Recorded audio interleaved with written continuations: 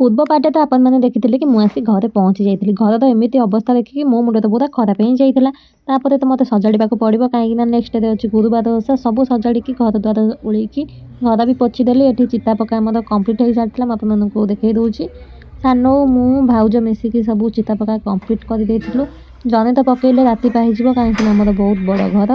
ସବୁଆଡ଼େ ତ ହାତରେ ହିଁ ପକେଇବାକୁ ପଡ଼େ। ଆମର ଛାଞ୍ଚ ବାଡ଼ା ହୁଏନି। ସମସ୍ତେ କୁହନ୍ତି ଛାଞ୍ଚରେ ପକେଇ ଦିଅ ଇଜି ହେବ, କିନ୍ତୁ ହାତରେ ଯେଉଁ ଆଙ୍କିକି ପକେଇଲେ ସେଇଟା ଯେମିତି ବି ହେଉନା ଫୁଲ ବହୁତ ସୁନ୍ଦର ହିଁ ଦେଖାଯାଏ। ସବୁଆଡ଼େ ସାନ ଅଧା ହିଁ ପକେଇ ଦେଇଛନ୍ତି କାହିଁକିନା ମୁଁ ବେଶୀ ସମୟ ବସିଲେ ମୋର ବସିବା ଦ୍ୱାରା ମୋର ଛାତି ବହୁତ ଜୋରସେ ବିନ୍ଧା ହୁଏ। ମୋତେ ନିଶ୍ୱାସ ନେବାରେ କଷ୍ଟ ହୁଏ। ସେଥିପାଇଁ ମୁଁ ବେଶୀ ସମୟ ବସି ହିଁ ପାରେନି। ସାନ ପକେଇଛନ୍ତି, ତା ସହିତ ଭାଉଜ ଅଳ୍ପ କିଛି ପକେଇଛନ୍ତି। ମୁଁ ମଝି ବାରଣ୍ଡାଟା ପକେଇଛି ଆଉ ଦୁଆର ବନ୍ଧଟା ପକେଇଛି। କେମିତି କ'ଣ ଲାଗୁଛି ଆମ ଘରେ ଚିତା ପଡ଼ିଛି ଆପଣମାନେ କମେଣ୍ଟରେ ନିହାତି ଜଣାଇବେ ମୋତେ। ଏବେ ସମୟ ହେଇଗଲାଣି ପାଖାପାଖି 11ଟା ପାଖାପାଖି। ମୁଁ ଠାକୁରଙ୍କ ପାଇଁ ମାଳ ଗୁନ୍ଥିକି ଚାଲିଲି ଏବେ ଛାତ ଉପରକୁ। ସେଇଟା ସୋରିଷ ଫୁଲ ଆଉ ଗେଣ୍ଡୁ ଫୁଲ ସବୁ ଥୋଇବା ପାଇଁ। ପ୍ରଥମେ ତ ମୁଁ ସେମିତି ପଳେଇଥିଲି, ମୋର ମନ ନଥିଲା। ଅଧା ବାଟରୁ ଫେରିକି ଆସିଲି କି ଆରେ ମନ ନାହିଁ ନେବାକୁ। ପୁଣି ଥରେ ଆସିଲି, ତା ସହିତ ଆପଣମାନଙ୍କ ସହିତ ଫୁଲ୍ ଚିତା ବି ସେୟାର କରିଦେଲି। ମୁଁ କହିଲି ଆସିଛି ଯେତେବେଳେ ଭିଡ଼ିଓଟା ବି କରିଦେବା, କାହିଁକି ବା ବାକି ରଖିବା।